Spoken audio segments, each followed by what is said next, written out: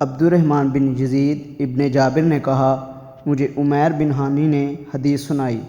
انہوں نے کہا مجھے جنادہ بن ابی امیہ نے حدیث سنائی۔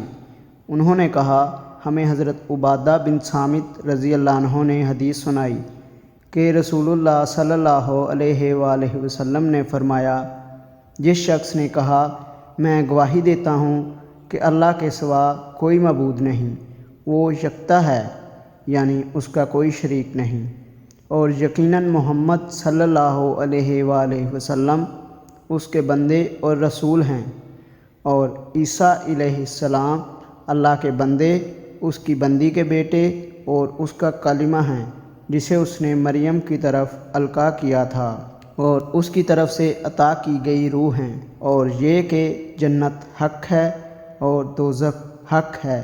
اس شخص کو اللہ تعالیٰ جنت کے 8 دروازوں میں سے جس سے چاہے گا جنت میں داخل کر دے گا۔ صحیح مسلم حدیث نمبر 140۔